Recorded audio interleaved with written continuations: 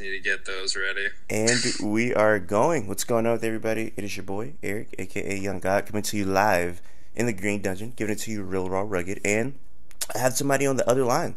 We're gonna let him introduce himself, even though I don't know if I should do that because I just No, showed him a crazy video of somebody doing Eric, that and I being want set up to terribly. introduce myself. Nuh-uh, that's not how I roll.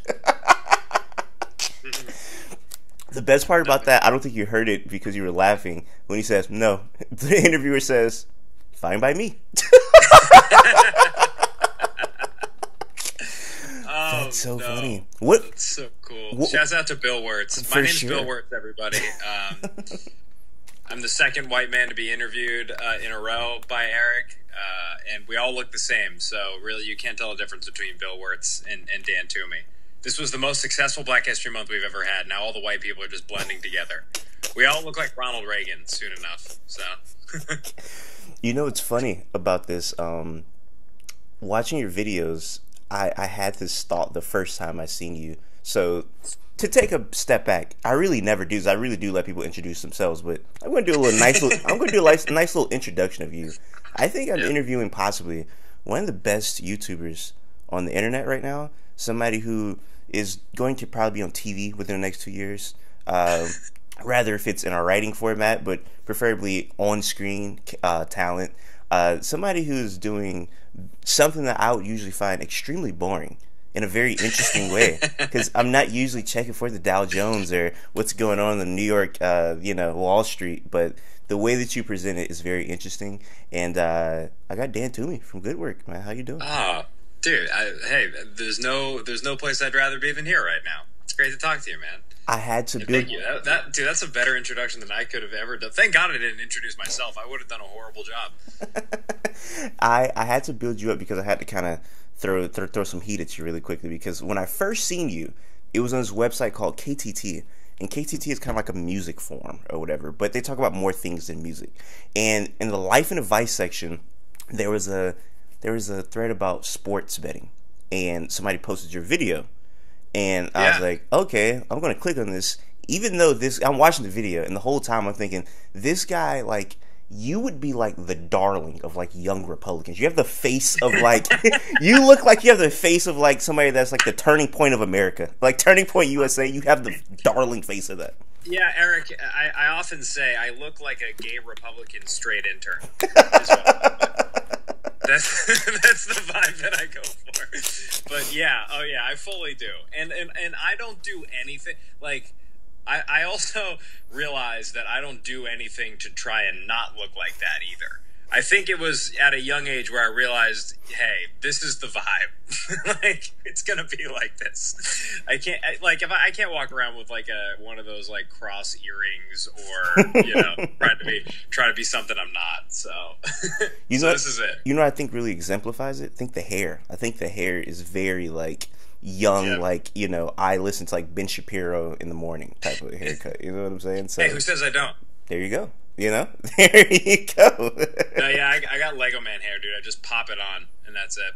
I Just seen pop it on and off. I seen an interview, if I'm not mistaken. You said that you weren't allowed to grow long hair. Oh, did I say that at one point? I think you did. Is that That's true? so fun. No, I mean, I like. Yeah, I mean, I guess I could. I just think I know that I would look like a pedophile, so I don't. So I don't. I've often thought about like. I think I've had this haircut since I was like in the womb, but like I mean, I've asked people, because sometimes people will be like, oh, like you should like change it up, or like, oh yeah, you should totally try something different. Every person in my life that I've asked, I was like, do you think I could do long hair? Do you think I could get a buzz cut? Every single person I know has said no. They just go, don't do that. So I've just stuck with this. So I'm sure that like I legally could, but it feels like it's like a legal thing that feels illegal. You Mm. know, people are like, I guess he can do that, but we all wish he didn't. You know, so that's the vibe for that. So I'm the opposite, because underneath this, what would you call this thing on my head, by the way? I have no idea. I was hoping that there would be like a rat underneath that teaches you how to cook things. If you had to go, if it was $1,000,000 on the line, you had to guess what this item is on my head called. What would you call this item on my head? I have no clue, and I'm not about to play this game. Every white person always says that. I was gonna say, I was like, look, you're not gonna get me to say something racist. Look, every white person always says, the shower cap thing, I love it. I love the shower cap thing. Yep. Yeah, no, I wasn't walking to that. I go, you tell me what that is, Eric. You know I've never worn one of those. That's so funny. Underneath my bonnet, I have a lot of hair. And if I were to cut my hair, I've always, even like when I used to like have braids and like as an elementary school kid, everybody would say, "Oh, look at basketball head," or "Look at Hey Arnold." I would get always some Stewie or somebody with a huge head. So if I ever cut my head, I would have like a giant head, and everybody could see it. So I couldn't do it. Couldn't do it. Couldn't do it. Couldn't do it. Huh? Yeah, I got a big weird shaped head too. It's very it's very like orbital in the back. So I'm with you, man. Just if we were any more thin, our heads would weigh us down. We wouldn't be able to walk. Heard that joke so many times from people. So I feel you. And something else that I literally brought I never bring props to an interview. I brought a prop for this interview because I wanted us to relate to something before we really got deep into this interview. All right. So I'm from Jacksonville, Florida. Mm-hmm. In Jacksonville, not a lot really to do, not really a lot going on, even though it's the biggest city by land in America, which a lot of people don't know, and it's one of the biggest cities in America population-wise. I think it's like the 13th biggest city. With that being said, nothing to do, nothing to care about. One of those things that you can care about, though, the Jacksonville Jaguars. People love the Jaguars. So football is kind of the thing that brings the city together. When the Jaguars are sorry, which is a lot of times, a lot of murders. When the Jaguars are good, I think people are like, you know what? I hate you, but we're winning, so we're going to let it slide. The Jags are winning, so, yeah. So, me, growing up, I've always loved football, right? And I don't even know if we're going to relate to this thing. I'm just assuming we're going to relate what I'm about to say. But with that being said, one of the things that people always kill me about is because they say, "Oh, Eric, you're a traitor. How could you not be a Jaguars fan?" I'm not a Jaguars fan because I'm a Patriots fan. There we go. Nice. I am Patriots fan. Why are you a Patriots fan? So Eric, that feels racist. You don't know the half of it, man. The fact I used to have Tom Brady as like my screensaver. Oh my gosh, man. People, wow. I heard everything from "you're a racist" to "you're gay." I've heard everything. I'm like, I'm racist? How does that work? But the Patriot thing came about because the Jaguars were so terrible that there was this thing called blackouts. And it was the games never came on TV because they weren't selling enough tickets to the games. Wow. So I don't know how that works. I don't know the correlation, but if you're not selling enough tickets to the game doesn't show on TV. They didn't even air them. Wow. Blackouts. So the games that we did get were Patriot games, and this was I think we were around the same age. I'm 25. Okay, yeah, I'm 26. Yeah. So the time I started like really getting into the Patriots. People give me a lot of slack for this. Was kind of the undefeated season, so that's kind of when I started watching. Well, it's funny us being the same age. Like we were the Patriots were like the greatest team in sports for us growing up. It was kind of like you know how I read some stat that it was like LeBron was in the finals for the majority of like. I mean, the last decade, there were a handful of years where LeBron James wasn't playing in the finals, and that's how I feel about the Patriots. Like, growing up, like, the sun went up and the Patriots won. Like, that was just a thing. I completely took it for granted now, but growing up, they were just like, you know, it was such a fun team to root for because you could be the villain and they just kept winning. But, you know, it's a blast. I had no idea. That's great that you were on the good side. That's awesome. I was on the good side. I it's funny because like when you think about like a lot of these like great dynasties just in sports, you think about like all the great players on these teams, and there were for sure great players with the Patriots. When you think about like some of those Patriot offenses that won like Super Bowls, just a bunch of white guys. Just like he's throwing to yeah. like Danny Amendola Yeah. and Chris Hogan and just a bunch of just like random white receivers. Dude, for some reason, Bill Belichick could find just the scrappiest, shortest, angriest white dude and be like, "I'm gonna make a star out of him." It felt very like predatory. Like it felt very like who's the creep on Nickelodeon with the foot stuff? Dan Schneider. It felt very Dan Schneider. But yeah, like, and it was funny because it was such a Boston thing too. You know, Boston loves just like a scrappy, you know, like not overall great player, but they're just like, oh, he's got hustle, like Marcus Smart or like Dustin Pedroia, and the Pats always had like some dude who was willing to get CTE for Tom Brady, and like that's what we wanted, you know. It was Edelman, Amendola, Wes Welker. It was a whole string of people. Although my favorite Pats player of all time was Randy Moss.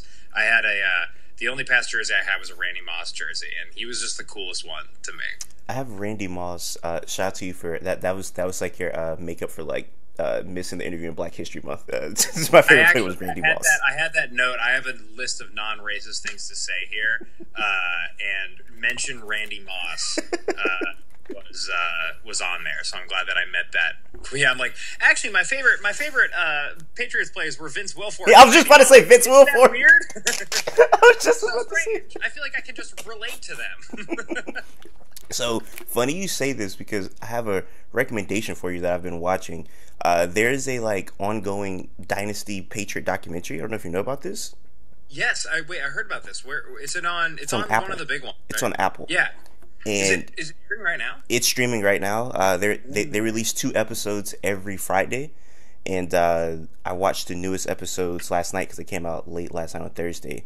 And man, it's so good. But the last episode, it was incredibly sad. I kind of had to like watch cartoons afterwards. It was the Aaron Hernandez. It was the Aaron Hernandez episode, and damn. It is incredibly sad. Like it's. Yeah, from his perspective and the victim's perspective, and they're interviewing like his teammates and they're crying, and like Robert Kraft is like, apparently he looked at him like a son.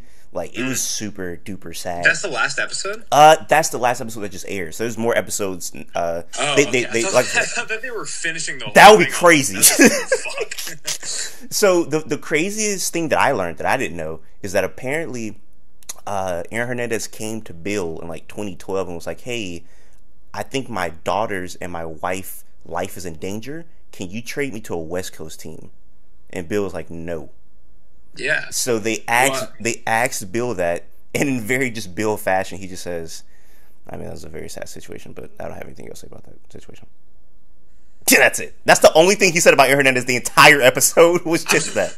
I'm surprised they got him to even sit down for the interview. Man, you know, it seems like, and now he's out, so I guess he doesn't give a fuck. But like, damn, that is the most Bill way of handling that situation. Oh, it's so honest. Like Robert Kraft is calling Bill like a dick in the documentary. It's good. It's very. What is it? Honest. The drama. Sports are just like keeping up with the Kardashians for dudes. Like we all just want to hear the tea, you know. we want to play. We want to hear it, but like 30 for 30 came out, and we were like, oh, we want the tea. Oh, for sure. You know, like the when The Last Dance came out, I did such like the guy to his girlfriend thing of just like telling everybody that was like, it's really much more than a sports documentary. It's kind of like a King Lear. Like I was like, but you gotta watch it. But again, it was like all this drama of watching like, you know, your like favorite washed up players talk about the past. It's the best. It's fantastic. That was one of those documentaries though that even if you're not a sports fan, like you could watch that with your girlfriend. I think they would be invested into it. So for sure. My sister who like doesn't care about sports at all, she loved that documentary again because you watch it and you're like, oh, like Michael Jordan's a tortured guy. Like he doesn't seem happy at all, and it's a very interesting like psychological just kind of look at. It's really more of like a study about like ambition and what motivates people, but what ultimately like satisfies people or makes them happy later in life. I don't know. Shouts out to The Last Dance, guys. That's a great this art house documentary. Everybody should go watch it. People that haven't heard about it. You know what's interesting about like people like Michael Jordan and Tom Brady or like a Kobe? When I think about like, because I like to understand why like greats are great. And those specific people are like psychopaths. Like when I hear them, like I was looking at a video of Tom Brady and he was saying to like get inspired, somebody would like look at him the wrong way. And like he was doing this voice, he was like, what did he just say? Why did he just look at me? What the motherfucker just do? He just kept going. I'm like, that's how he would inspire. So I'm like, this dude's a lunatic. But you listen to him or Kobe, he had lunatic stories. Michael Jordan in The Last Dance, lunatic stories. Yeah. You know the only person that would look at like a GOAT, and I never really hear lunatic stories about them? LeBron. You never hear stories about LeBron being a lunatic. You never hear stories about LeBron. Like he's like one of the, and look, I being from Boston, Celtics fans are like some of the worst haters of LeBron. But like you don't hear anything bad about the guy. He has handled the pressure of being like, also I feel like my like apartment neighbors are hearing me and they're like, oh no, he does sports podcasting now. But, like, LeBron's been able to carry the legacy better than like, oh no, how do we evict this kid? But it is surprising just to see, like, I mean, from fucking high school, how well he's been able to handle everything. I have less than 250,000 followers on Instagram, and I don't handle that pressure well at all. So he, shouts out to LeBron James, I guess. Good for him. Shout out to LeBron, because where we do have probably a little slight beef is that I am a Heat fan. So you're a Heat fan. Hated Celtics growing up. Hated Celtics. Interesting. Hated Celtics okay. growing up. Yeah. I mean, a lot of teams. I mean, hating Boston teams is kind of part of the course, I feel like, for watching sports. But it does remind me, one of my favorite like articles of all time was this. It was like a New York Times article about athletes who they're all retired athletes, and they get challenged by people in the gym to like play one-on-one or whatever, and you realize that a lot of these athletes, like when you mentioned Tom Brady, like tapping into this weird, like animalistic thing inside of him, a lot of these former athletes did the same thing, but when they were playing one-on-one, because they just have that. Yeah. And so it's like an interview with like Eddie Curry or like someone random, and he's like, yeah, man, I was just at like the LA Fitness, and this punk came up to me and he was like, Eddie Curry, you're trash. Like, I bet you can't play. And he was like, I don't think this man realizes that to win a game, I tell myself that if I don't score points, my family will die.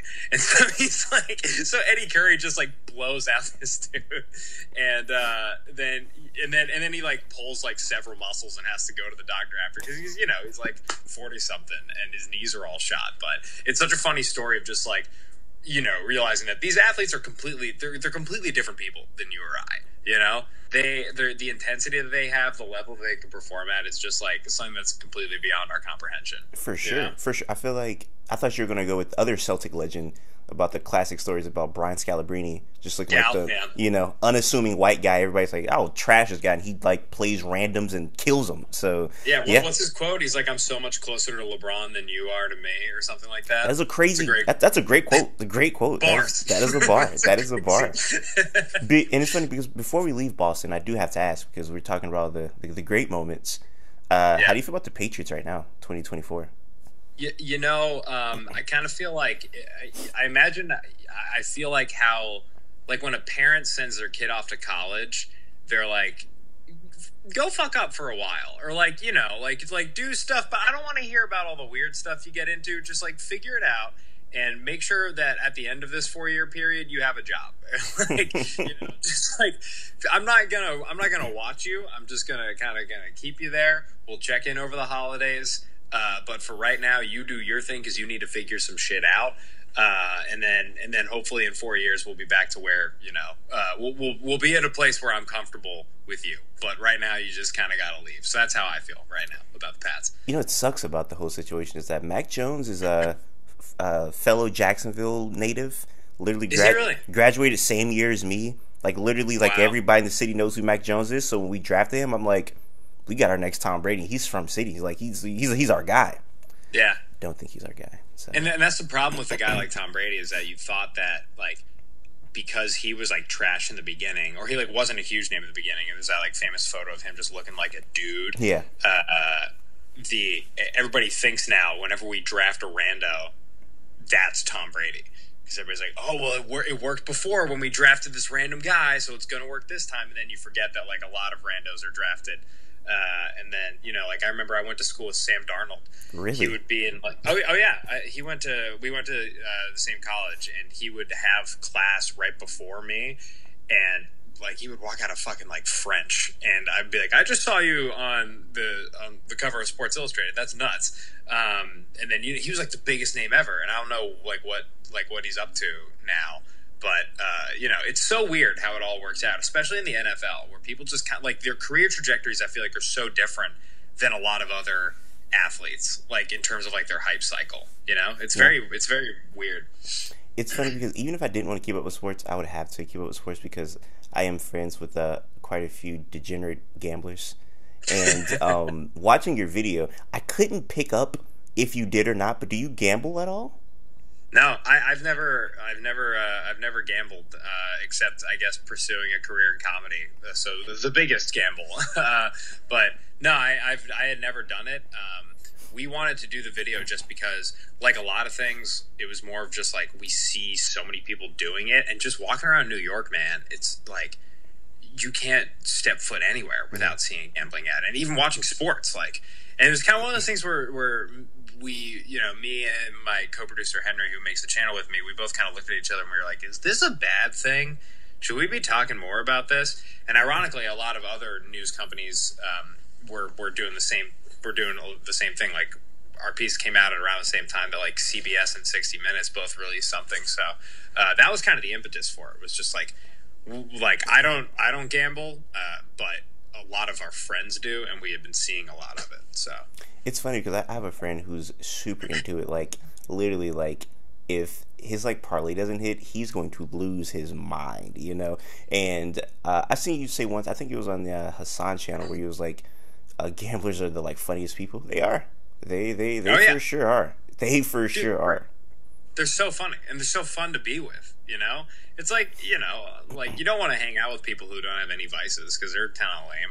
So, and it's just a much more fun group to hang out with and watch sports with. But at the same time, you know, I mean, also like, and I don't think anybody came away with this like understanding of the video. You know, at no point do we say you shouldn't gamble ever. It's more of just like calling out the gambling industry and saying like, look guys, this is what they're trying to do is take as much money from you as possible. They don't care about you, and their whole and Hassan said this pretty well, but he was like, they make money from the whales. Like their whole business model is based off of getting you addicted to their product. And me personally, any company that tries to take over your mind so they can profit off of it is disgusting. So it's not like gambling in moderation. Go for it. Like that can be fun, but it's when a company tries to take advantage of people. That's when, you know, I get a little heated. Yeah, no, for sure. Florida just made it legal like late last year, and I haven't done it. I've definitely gambled in the past, like betting on games with other people. Like, I think this team's gonna win. No, I think this team's gonna win. I think the last time I did that, it's been a minute. It was actually the Super Bowl with the Falcons and the Patriots, where we came back 2083. Wow, you know, how much? You must have made a lot out of that. Boy, you don't understand that. That might have been one of the greatest feelings watching that game, because you don't. How many people text me because they know I'm a Patriots fan? Oh, look what's going on, y'all! And I tell you, none of those people picked up the phone that night at the end of the game. Nobody picked up. That was great feeling. Yeah, man. Great feeling. Yeah. I was at a party, and I was the only one wearing a Pats jersey. Everybody else was wearing Falcons shit, and then we won at the end. It was great. It feels great to be hated sometimes. It does. And I was complete bag. I was complete heel the next day at school. I was just, where's my money at? Like, that was the most fun thing. But yeah, I haven't done that since. What made me almost want to do it, though, is that I think one day on my YouTube, I don't know what made me do this, I made a video where I just made picks like, I think this team's going to win. I think this team's going to win. I think I almost got like all of them right except two. And somebody commented, was like, hey, thanks for the picks. Just made $2,000 off of these. And I was like, I need to be doing what the hell? I'm going to give y'all free picks for. I need to be doing these picks. So, so shout out to that. And it's funny because when I look at your video with the business, like you bring it to much more comedy sense. I always looked at stocks and people who are super into stocks. I always said these are just like, I feel like stocks is like gambling almost. It's just like white niggas in suits. that's always what I said. It's just Dude, I think that's actually J.P. Morgan's slogan. They were trying to increase diversity with it, and they went a little too far. Yeah, I mean, it's interesting. I don't know. It was when I first joined Morning Brew, the company that I like work for that is like that like owns our whole channel. They I started by just making like TikToks for them, and I knew nothing about business. I had worked in politics before, and I started by being like, oh, should I like day trade? Like, should I learn how to day trade? And the thing about learning how to day trade is the first thing you learn is that you will never learn enough to be good at it. There will always be people who are much better at it than you. And I'm like super boring with my cash. I don't play around with it at all. I'm like way too anxious about it. And it can be a form of gambling. Some people will be like, I mean, if you look at like Robinhood and whatever, like back in like peak pandemic era where everybody was just yeeting cash on like, you know, whatever day trading app. Yeah. I mean, that was essentially gambling because stocks were going up for reasons that were completely beyond a company's valuation or what they were doing. It was literally just like, can you ride a hype cycle? GameStop being the best example of that. Sometimes like the meme stocking, I don't really see as much of it anymore, or at least not in comparison to 2020. If you're trying to like day trade stocks right now, like, look, I'm not really a part of that community. There are people that do it, and there are people who do it really well, but that's a full-time job in and of itself. Like, really good sports bettors only focus on sports betting. Like, there are pros out there, and they're going to make a lot of money because that's literally all they do. They have like 8 screens in front of them, and they're ignoring their family. But, like, you know, and a lot of people who are trying to trade, like, there are people who are examining like chart movements and trying to, you know, there's like trying to see if there's like an iron condor, and if there's that type of stock movement, then they can make. And I'm at a certain point, if it's not your job, you're going to lose money on it, or at least you should assume that that you will, so you don't get hooked on it, and so you don't lose money. At least was my like philosophy with like stocks and day trading. Although it was such a fascinating time, like during like the GameStop era, because then we really introduced, it was this weird like blending of internet culture and hype and like business and finance, where stocks were completely divorced from like, you know, financial fundamentals, and it was more of just like, what's Reddit talking about today?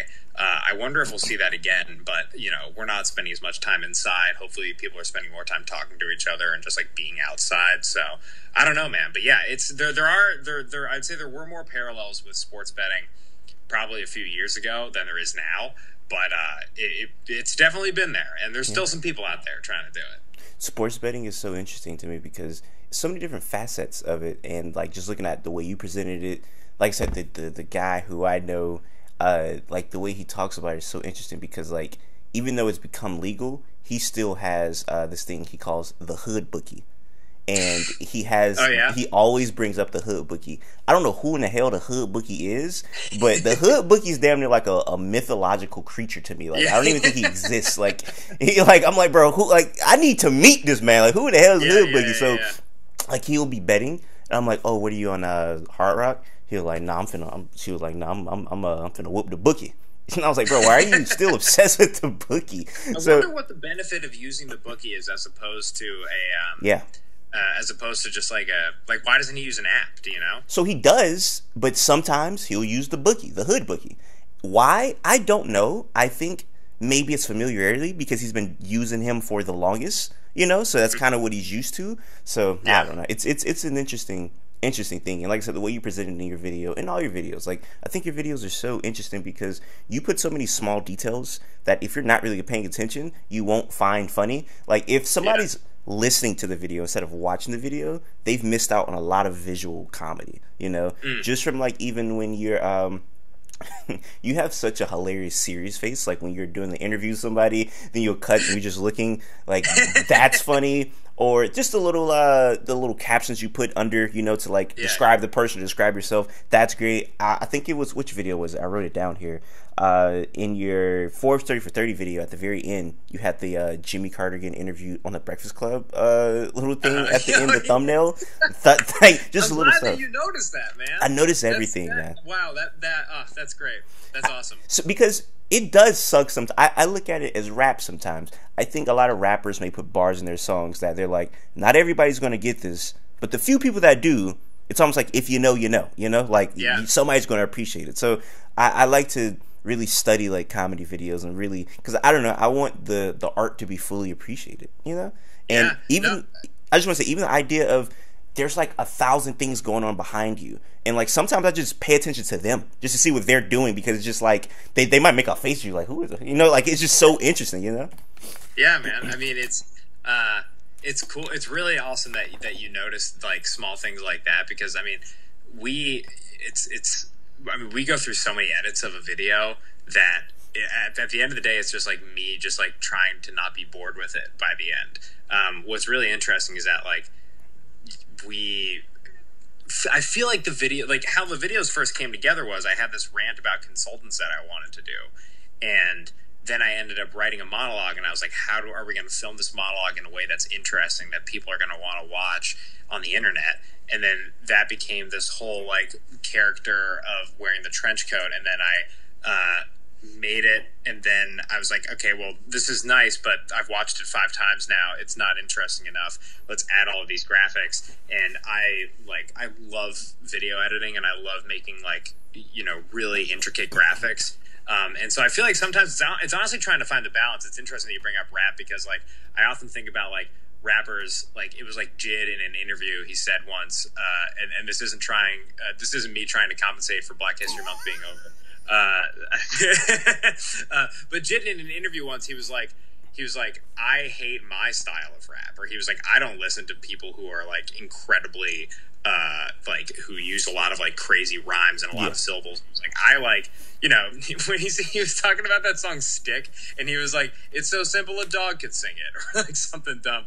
And I often feel like sometimes it's like you want to try and balance the side of you that wants to like creatively push yourself as much as possible making a video where it's all of these like intricate stuff, but then you also want to make sure that it's like watchable for people.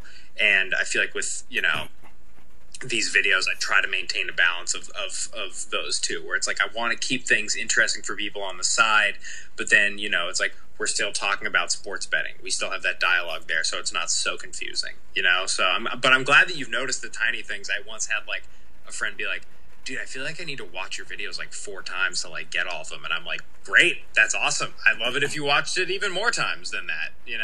It's a cool way to kind of like take the news comedy format, and by putting it on the internet, you kind of don't have the stress of putting it on TV where everything is just one take and that's it. You can kind of look over it as much as possible and add as much as you want. And so it's fun.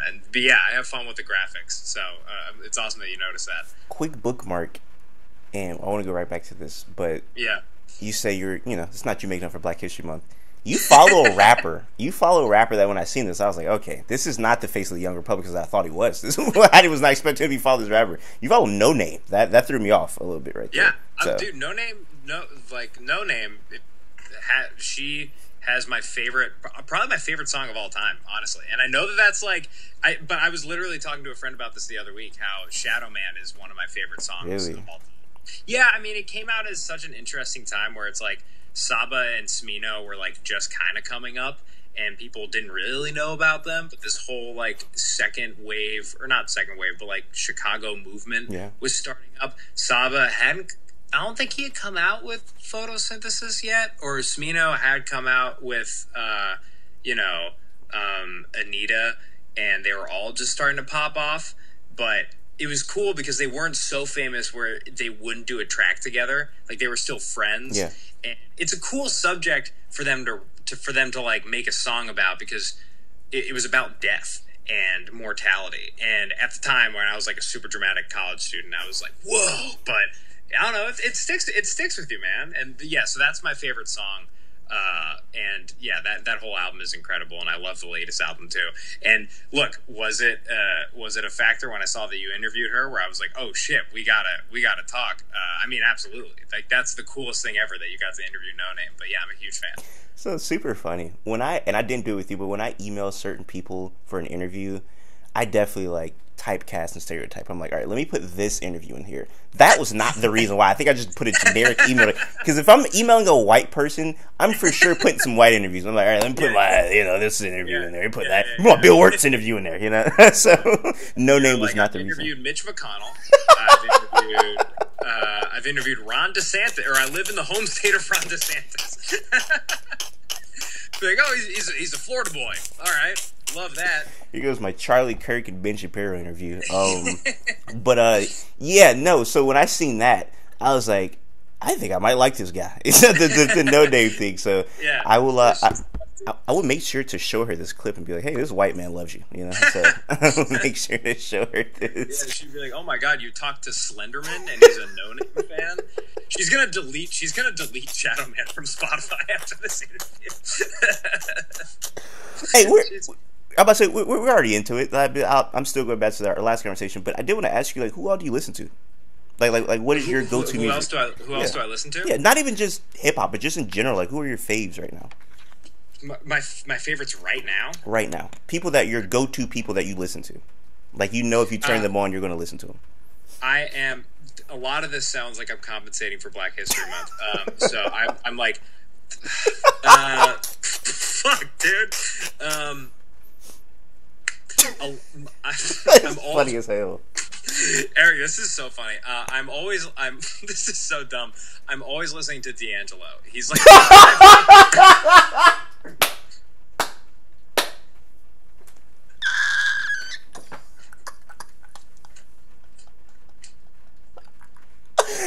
you are funny as hell. He had to walk off. Yeah, I like D'Angelo a lot. Man. I've been listening to Voodoo a lot recently. So he's like, genuinely, he's one of my favorites of all time. I love D'Angelo.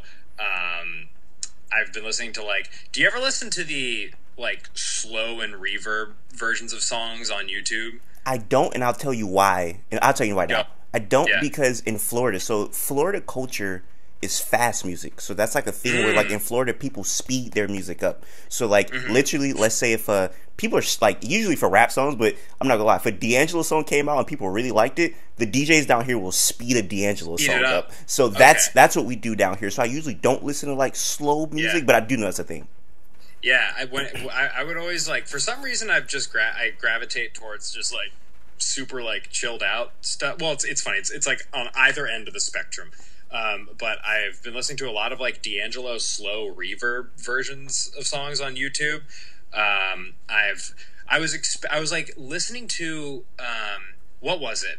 Bad Bad Not Good did a remix of some Turnstile songs, and then that got me kind of listening around to hardcore music for a bit, and I just thought it was interesting. Honestly, just the clips off of YouTube I thought were cool, and so I've been listening to this band Gel, which is a hardcore band, just to not, because I looked at my Spotify Wrapped and it was like fucking Drake made it on, and I was like, ugh, like, I'm such a bitch. I'm trying to think of, like, who else I'm listening. Let me actually pull up who I'm listening to right now. But honestly, like, the main one, I've been listening to a ton of D'Angelo. I was listening to some, like, movie soundtracks recently. Ambient. Schoolboy Q's new album came out today, and I'm a massive Schoolboy Q fan, so I haven't listened to that yet, but I plan on doing it. This is so bad because I love music, and then whenever people ask me, outside of rap, there's this group called the South Hill Experiment that I really love, by this guy named Baird, who's awesome. I went to their concert like a month ago, and Baird was on a few Kevin Abstract songs, and that's where I think I discovered him.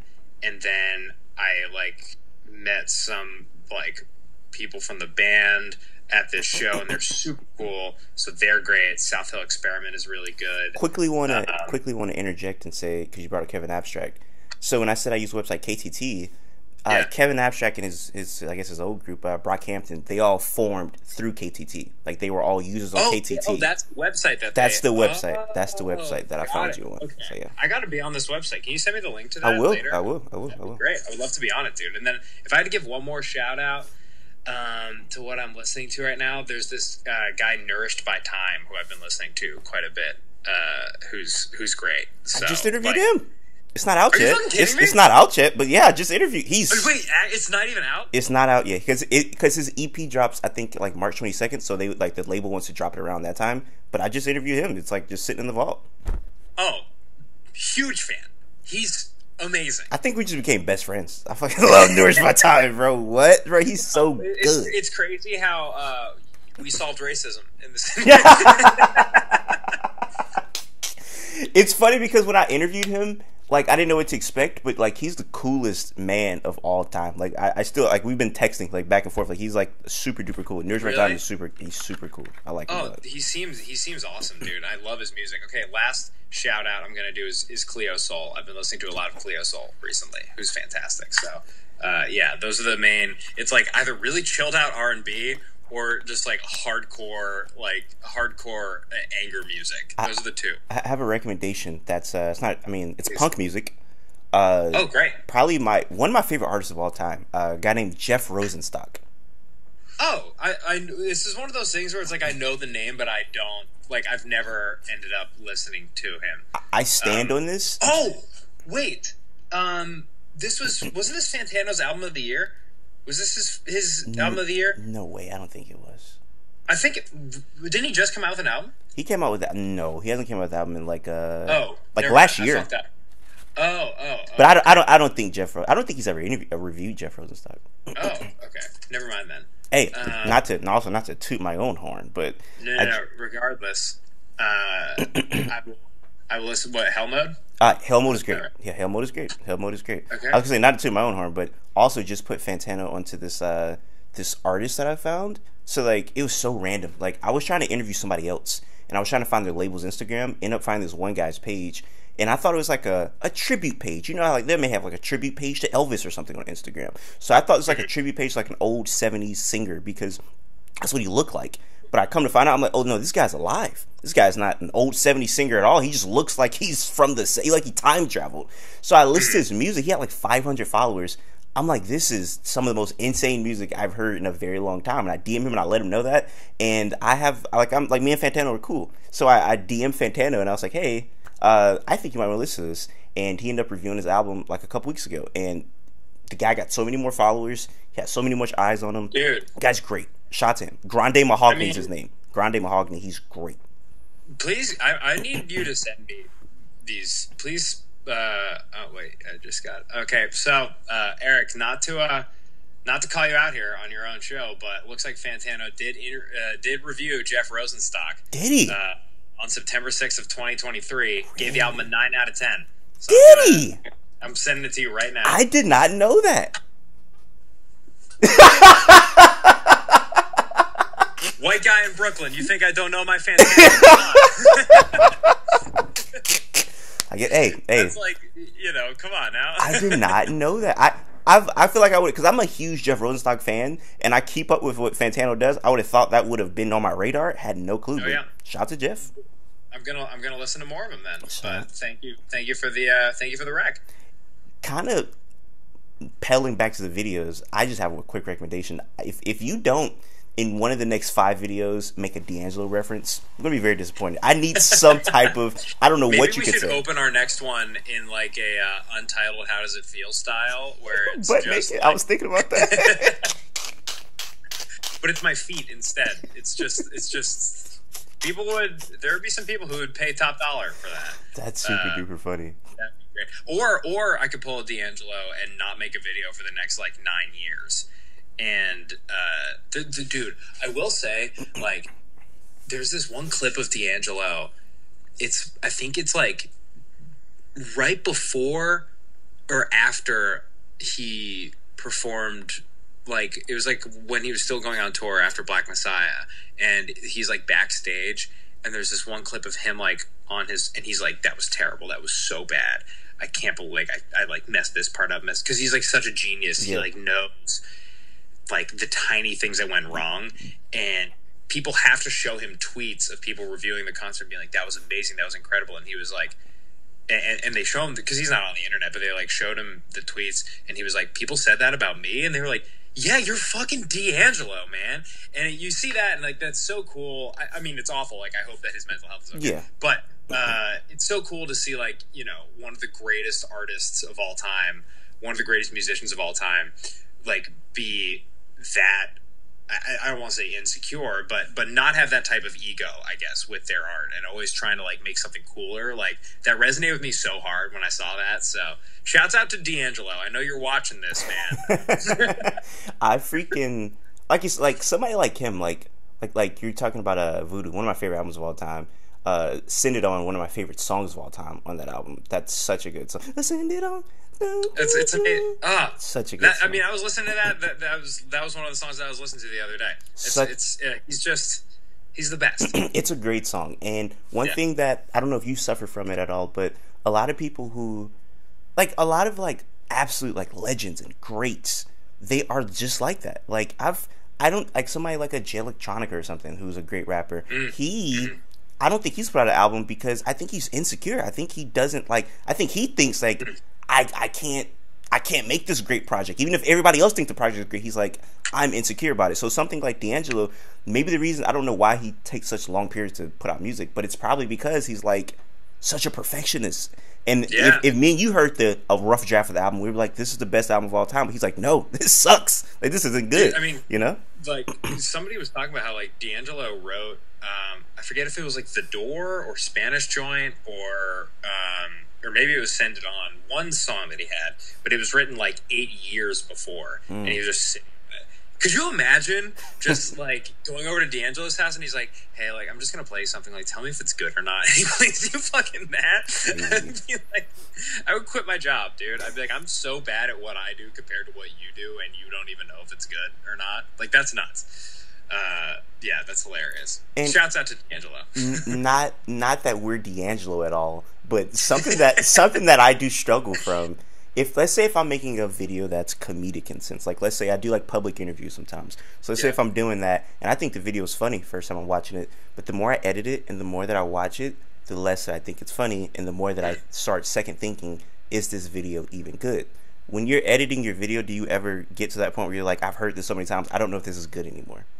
Oh yeah, I mean, the amount of I also like upload videos to like my Instagram and stuff, and what's weird is that with stand-up you kind of have like an immediate call and response to a joke where you're like, oh, that was good, and then for Instagram videos it's literally just you in your apartment making stuff, and then, you know, same thing with the YouTube channel. I mean, sometimes there are like people around the office, and obviously, you know, my co-producer, I'm able to bounce ideas off of him, but like that's part of the reason why the graphics sometimes go so crazy in the interviews, is because I'm like, I need to keep this funny for me, and any joke when you've heard it the fifth time isn't that funny, especially when you've heard it for the fifth time in the last like 2 minutes. So yeah, I mean, and I personally, I wish I had more confidence in like the work that I put out, but sometimes like my friends who are comics like probably get sick of me sending videos to them before I put them out, because I'm always like, is this good? Like, is this funny at all? Like, I don't know if you ever feel that way in terms of just like output and pace, because, you know, you work really hard at this and you're really good at it too. But like, you know, I always feel like it's a weird, being anybody who makes like, I hate the word content, but anybody who like makes something, figuring out the right pace is there's almost an art to that in and of itself, you know? Like, have you ever felt pressure to like constantly put stuff out, but then also like pace yourself appropriately? For sure. So like for my Instagram, I don't post nearly as much as I should, and like there was like this series that I did, and I did it actually this year for the first time in like years, where it was called the Pimp Daddy Eric series, where I would put on like pimp clothes and I would rap. And when I would rap over these beats in like a pimp voice or whatever, I'm glad you gave me. I don't know if you see the thumbs up. You just gave me an accident right there. I don't know if that popped up on your screen. Yeah, it popped up. That's awesome. That's funny, but so like people would be like, "Oh my gosh, when are you gonna do Pimp Daddy Eric? When are you gonna do Pimp Daddy Eric videos?" And in my brain, I would watch those videos and I would just be like, "Is this even funny? Or Are the bars Yeah. even good? Like, I don't even know. So I would start questioning myself. But like you said, you get to the point where it's like, I need to put out more, but I don't want to start just, it's like I'm like diluting the content or just oversaturating and just to do it, you know? It's like, I want to put out what I think is quality, not because I feel like I have to, it's because, you know, it's quality. You know, if that makes any sense? Yeah, no, honestly, it's also weird because sometimes it's like when you're making stuff, you feel like it's like, oh, I'm gonna put this out. Like even the video that I uploaded to Instagram this morning, I'm like, this is probably bad, but it's like good practice. You know, like sometimes you want to keep pace just so. Like I've made videos, I really do. The YouTube videos that we make right now, I would not have been able to make if I didn't make a bunch of really shitty Instagram videos, because you learn things through that process too. But really right now I'm trying to get to a point where I'm like, okay, we have like a decent following. How do we not like over upload? And like, there's this really cool like I remember like a few weeks ago, all these YouTubers were quitting. And that was like a big conversation on YouTube because people were like, why are these big names quitting? And it's because a lot of these people were saying like, hey, I'm going to put out a video every single week. They end up doing that for 10 years. Then they get super burnt out. And something that I'm trying to figure out right now is like, how do you maintain this expectation with your audience that, hey, we're not like a TV show. We're not going to be publishing something every Sunday because we want something. We want to put out something when it's really good, not when we feel like we need to talk about something. Yeah. Because that, I feel like the trap a lot of news companies get into is that they say, hey, we're going to have a 24-hour news cycle. Well, maybe there's actually not really enough news for 24 hours every single day.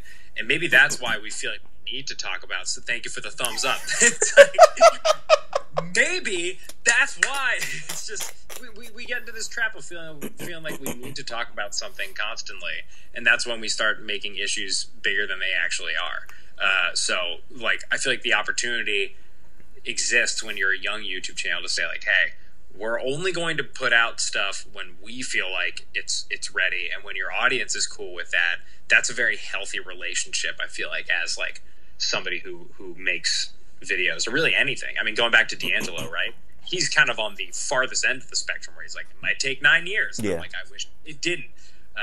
But yeah, it's a weird pacing thing, man. You know what's a great example to your point about just like the 24-hour news cycle, and it's like it's nothing really to talk about.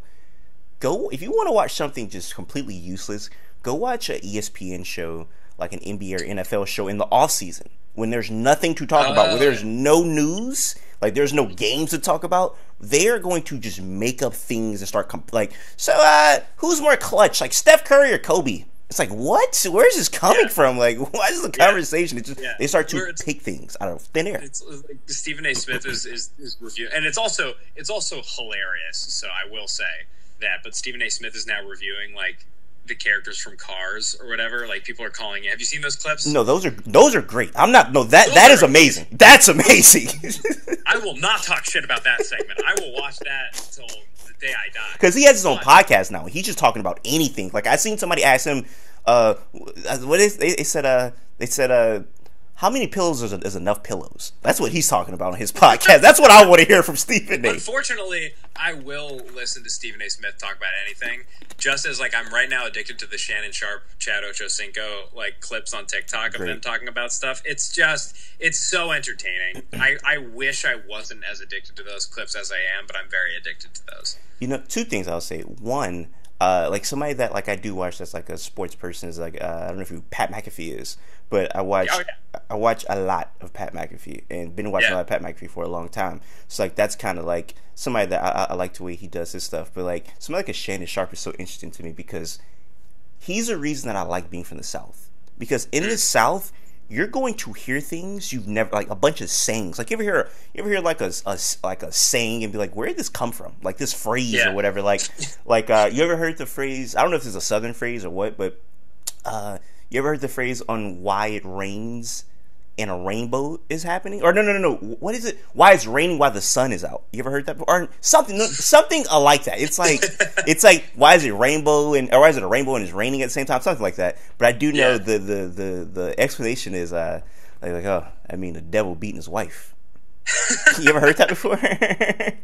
No. Or like Shannon Sharp will just bring out the most countryest like stuff, and it's just like, who taught you? Like he speaks like it's 1912, and it's the best thing of all time. Dude, my favorite quote is like he was talking about sundresses with Chad Ochocinco, and he was just like, "Look, if I see a girl walking around in a sundress, if she can cook, I'm married." That's fantastic. You just had that. You had that ready to go. Like in the Northeast, we don't have fun phrases like that. In the Northeast, we have like, what is it? Red sky at morning. The one phrase we have in Massachusetts is red sky at morning, sailor's warning. Red sky at night, sailor's delight. And that's like what like a pervert would say. That's like, what the fuck is that? But yeah, we don't have like fun things to say. That's it. The funniest thing, I typed in Shannon Sharp in my text messages because my friend, he watches the podcast, and he will like just send me quotes and just say Shannon Sharp at the end, like just those crazy quotes. Like one is Shannon Sharp said, "If I tell you a duck smokes cigarettes, grab his wing, it's gonna be a pack under there." Shannon Sharp. So what the hell does that mean? Also another one, Dak Prescott was out there playing like a blind dog in the meat house. What does that mean? I don't know, but it's great. But he has those ready to go, and you and I don't, and that's why he's where he is. That's where we're at right now, because we don't have that. We're on our way. We're on our way, Eric. I don't know. Well, actually, I don't know about me, but you're on your way, man. No, man, you're gonna make it, dude. Seriously, this is like one of the best interviews I've ever done. This is great. No, you're for sure. Am I the first black person to interview you? You're the first black person I've talked to. How am I doing? That was good. It's funny. I do want to ask you a question about like the video process making, but I have to say this as well because we've been talking about race so much, and I didn't realize we were, but I wrote this down to talk about because I had to tell this to a white person. I don't know if I've ever did.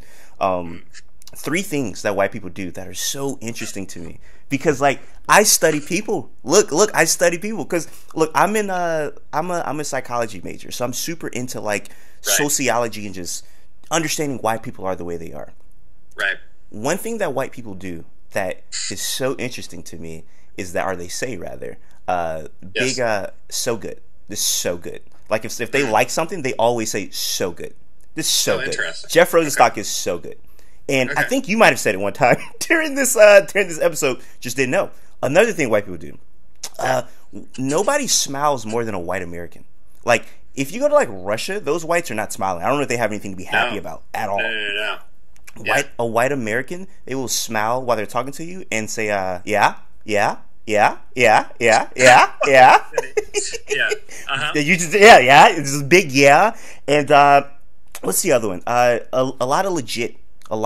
So they'll be like, that's legit sketch. Like that's like legit crazy. Like that's like how black people's like, oh, I'm dead ass serious. That like they'll be like, I'm legit. Like that's legit. Oh, crazy. legit. Got it. Legit. Got it. Okay, interesting. So are you asking me for an explanation? No, I just wanted to put that out there on the table for you. I had to say that to somebody who was white because I've been thinking that for like years. I'm furiously texting the group chat right now. They found out. I don't know if I toss around legit. The thing is so funny. That I definitely do.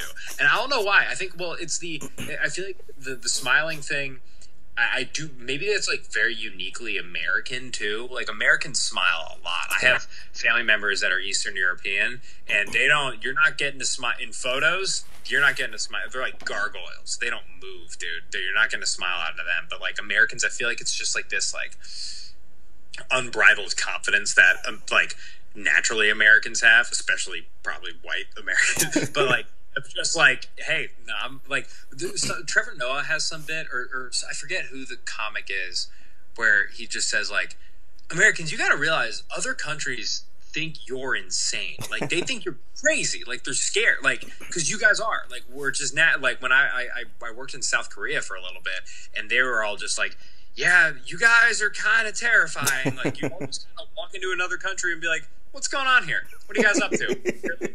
Like it's like my dad. Whenever he has like the classic like, I don't know, dad thing of just trying to, like, you walk into a restaurant, he's just trying to charm everybody, like he's getting votes or whatever.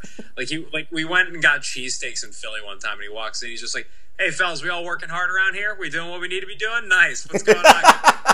You're trying to get votes? Like, why are you doing that? And then I catch myself doing the same thing. Like, I walk into a room and I'm just like, hey, how's it going? Dan Toomey, nice to meet you. And as soon as I do that, I'm like, I'm a fucking creep. So, but it's weird. It's like in my nature. I don't know why. So, I don't know. This is a good psychoanalysis of white people. People are watching this right now and they're like, Get Out 2 seems weird.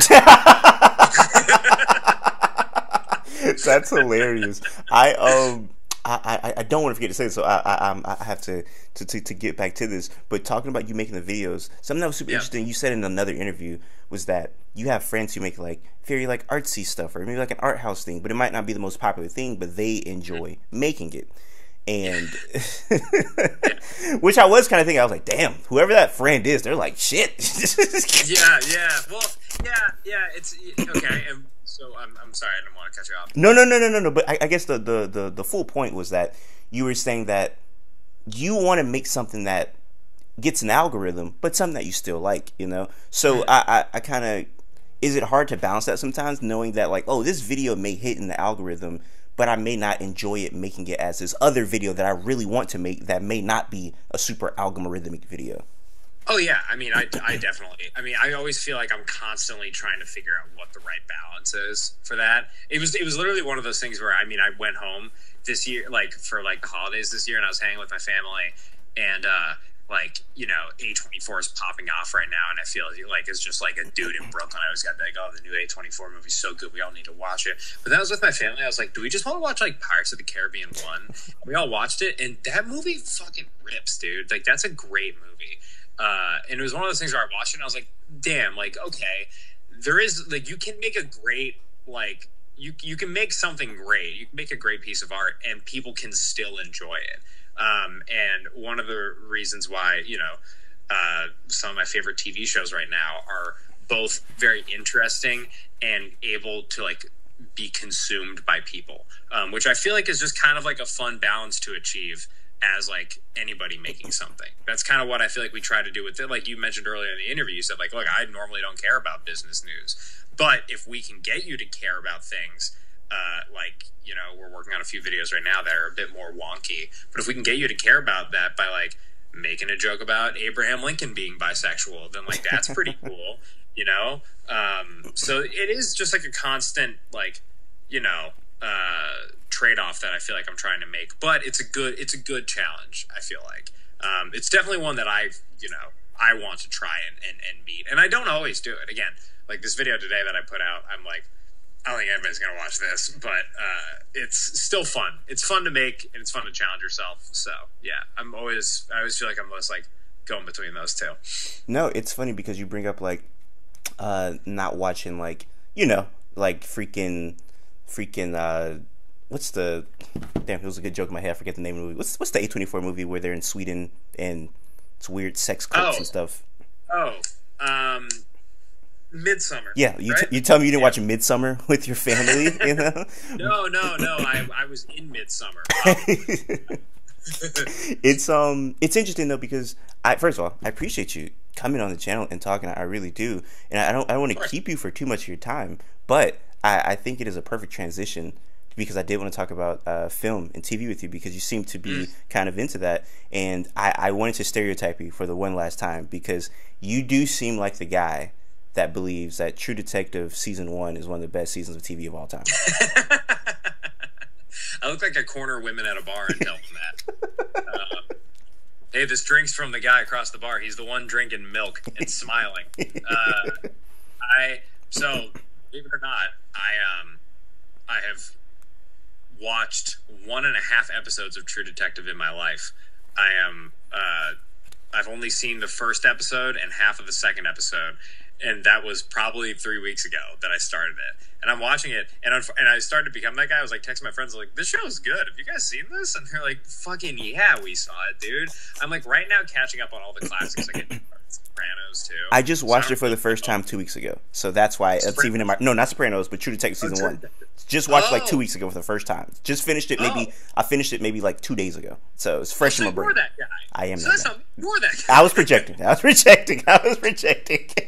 No, I should watch it because it is great.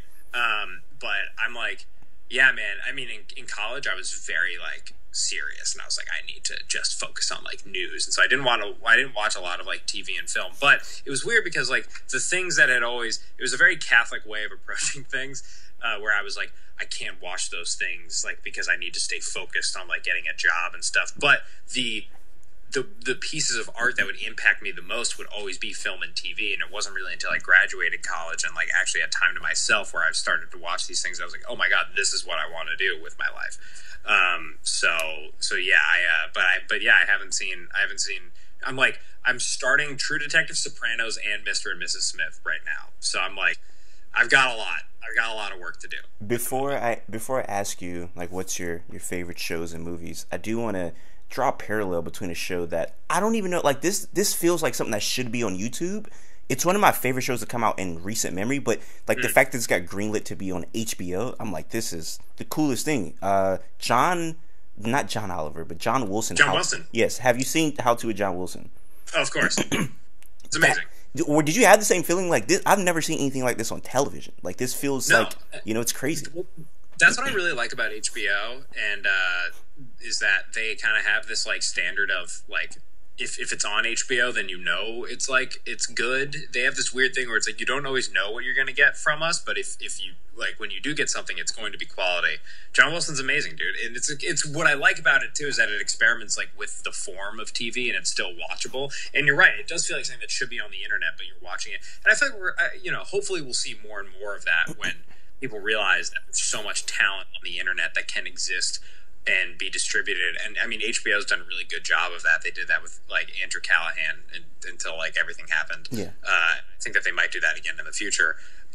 But I mean, like so much digital talent, I feel like is getting the opportunity that it deserves in like, more traditional entertainment. John Wilson's a really good example of that. I mean, a lot of stuff too, like Marcel the Shell was originally a YouTube video, and then it became a movie. So there's a lot of stuff that's like that. But yeah, John Wilson's incredible. He's like a Nathan Fielder type. Nathan Fielder executive. Yeah, he's executive producer. Yeah. Hey, I was gonna say, I think Andrew Callahan might have dropped his suit so you could run, man. You know? No. I mean, he's great, and there's like people draw a lot of parallels between like our show and Channel 5, and I mean obviously we're like super inspired by it, but there's like, it's funny because they mentioned that, but there's like so many other things that came together to create the show that are outside. I feel like we get a lot of comparisons to that show because we're like both news, but if you look at like the different things that we're inspired by, it's actually like a huge combination of just like 60 different things that we probably didn't even know of at the time. We just wanted to make something that we liked, yeah. And I feel a little Eric Andre in there, Yeah, I mean, I like the title card for sure. Yeah. There's a lot of Eric Andre, but like the biggest, I mean, The Day Today is a huge inspiration for our show, which is this British show in the 90s that I'm obsessed with, and one of the biggest shows, or one of the biggest inspirations of it is this guy Kevin Colleen, who is a local news reporter in St. Louis, who has this viral video about how February is a terrible month, but he's like wearing a trench coat in the video, and that's where that idea came from, was watching him. So it's all, it's like a lot of art. It's like a million things all put together to create something, that's like kind of new, kind of different, but also kind of not, What are some other favorite like recent movie, TV shows that you're feeling right now? Recent movies or TV shows. I'm trying to think of like, I was like talking about my favorites of the year with somebody. I loved the Spider-Man movie, dude. That was like one of the best things. Have you seen it? Have not seen the Spider-Man movie yet. It's incredible. Like, it's funny. The animation is so interesting. It's a blast, and I genuinely left this year, like, I saw Oppenheimer, I saw all the other movies, but I genuinely left this year being like, that's one of the best films of this year. It was one of the most innovative. It was so enjoyable to watch, such a blast. I loved it. I mean, the TV that I grew up on, like, if you couldn't tell, I was a big fan of Community growing up. That was like my favorite show, and it still is one of my favorite shows. It's like the comedy nerds, like, it's the best. So those, I mean, if I had to give a shout out to like those two, I loved those. I mean, I really liked the Barbie movie. I thought it was super fun. And I'm trying to think of like others that were like my favorite that I've seen. Thoughts on Oppenheimer? I have a problem with I have a problem with movies that feel like movies, if that makes sense. Like, well, I don't know. It's weird. It was weird to see. Biopics are really strange, but it was weird to see like something that was true and historical portrayed in a way that was like such like a movie. Like, there's like a scene. Have you seen it? My booty was hurting. Because I watched it in the movie theaters. It was in my opinion. I don't know if it had to be that long. It's a long one. What was weird was that like there's a part in it where like I don't know if you remember this, but it's like they all go to Los Alamos, and when he's first there, Oppenheimer's wearing like a military suit. Yeah. And when he's like, I don't know if we can do this, like, there's so much pressure. And then one of his buddies comes up to him and he's like, hey, like, you can do this. And also, like, you look weird in this. Like, put on something that you're meant to wear. And then the next scene, it's like him, like, putting on the hat with, like, this badass movie music. And I was like, is Oppenheimer suiting up right now? Like, are we watching Robert J. Oppenheimer put on a super suit? Like, and that's what was crazy. I was like, I love The Dark Knight, and that movie makes sense to be a superhero movie. But I was like, this guy created the atomic bomb. Like, why are we watching him suit up? And then, you know, it's like, Florence Pugh's topless, and I'm like, why do we need that? That was very random. That felt like that didn't need to be there. Another thing that I found out afterwards is like some of the testing bombs that they did when they were testing the thing. I had no idea. I feel like this probably should have been in the movie. They killed a lot of people doing that. Testing it? At the testing it, because there were people living around that area, and it's like I didn't know that. Hundreds of people died. Like, I watched, like, a video on YouTube where somebody was breaking down, and they was like, hey, you can look this up. This is, like, documented fact. People died during those. I'm like, I feel like that would have been an interesting thing to put in the movie, so. I had no idea. Exactly. I had no idea. I mean, but look, like, again, Christopher Nolan, like, is incredible. Like, watching the movie, it's one of those things where if you take a step back, I'm like, I would have absolutely no idea. I mean, Everything Everywhere All at Once. That's another incredible film. And it's, like, one of those things watching it where I'm like, I would have no idea how to even make this. It's like when somebody tells me they wrote a book. I'm like, I don't know how you even go about writing a book. How do you structure that? I know how to make weird YouTube videos and Instagram reels, so you know I'm mentally unhealthy. But like, how do you even direct a movie? So I'm like, you know, it's easy for me to sit back and criticize it, but to actually make that is like, you know, incredible. That movie's nuts. The Everywhere at Once movie. That movie is crazy. I do have a recommendation for you though, a TV show that I feel like is right up your wheelhouse because it's a business type TV show. Corporate. Have you heard of Corporate before? No, I've actually never heard of that. Corporate had like 3 seasons on Comedy Central a few years ago, and it's almost like the best way I could. It's not shot like The Office at all, but it's like a cynical version of The Office when it's a much more like depressing, like hilarious look at like a corporate setting. It is one of the funniest shows I've ever seen. And they just look at like corporate life in a much more cynical way. Like one of my favorite episodes, I mean, it's not really a spoiler, but it was like, dang, that's crazy. They're like, they own a bunch of stuff. And there was like an anti-corporation group that started that was like, we hate like E Corp or whatever their name was. Like, we hate I think that's Mr. Robot. But either way, like, we hate E Corp. We hate E Corp. And they was like, all right, they're actually doing damage to our business. Let's have a meeting with this protest group. Have a meeting with the protest group. And they was like, let's do business together. So what they did was they funded a festival that they had that was like anti-E Corp, but E Corp was the funders in the E Corp festival. You see what I'm saying? So people at the festival buying the merch or whatever, like, oh yeah, like F E Corp. But E Corp is really getting the money to it because they don't know that the funding actually came for them. So it's just interesting and it's really, really funny. So I would say Corporate is definitely one of my favorite. I gotta watch this. Have you seen The Day Today? I've never seen The Day Today. I've never seen that. The Day Today with Chris Morris. That's my recommendation. I'll send you some clips after this. But that's my recommendation for you. But I'm definitely gonna watch this. All right. I've never heard of this show. It's like I said, it was way too short. It should have been longer. It's a very, very, very funny show. All the best TV shows cut short. Yep. But hey, if I appreciate you coming on. Also, last thing that I didn't get to bring up is that you have one of my favorite Instagram skits with the the King Kong the Asian thing you did with the what was it, the King Kong roll? Yeah, that was so good. That was hilarious. Yeah, my dream is to make a movie with Sahib, for him and I to be in like a buddy cop movie. I think that would be like, if I ever manage that, that'd be like peak. Ironically, peak is not getting 500 likes on an Instagram reel. Peak would be. He's the man, dude. He's one of the funniest people alive. So, yeah, he's the man. But I'm glad that you like that one. Ironically, I'm incredibly racist in that video, and it's your favorite. Interesting. That's fun. I think I seen that video right after the first video I seen, and I was like, oh, no, this is the Young Republicans guy. All right, for sure. This is the turning point of America guy. It was funny because I was like, I read the script, and I was like, Sahib, why'd you cast me? Why'd you put me in this? And he was like, I just feel like you'd be like good for the part, you know. And I was like, okay, that is hilarious. But for the people watching, if you have any last words for them, let it be known. I got nothing, man. You're great at this. Keep following Eric, dude. This is, you know, you're great at what you do. Seriously, this is a lot of fun. Hey, don't listen to him. Subscribe to him. Unsubscribe to me, most likely. Also, yeah, subscribe to Good Work. That'd subscribe be great. To Good subscribe Work. To Good Work and follow Dan Toomey, whatever, yada yada yada. Everything will be. You're the man, dude. Everything will be in the description. For everybody watching, I appreciate you guys. Until next time, I say what I mean what I say. Haters gonna hate, players gonna play. You guys holler at your boy.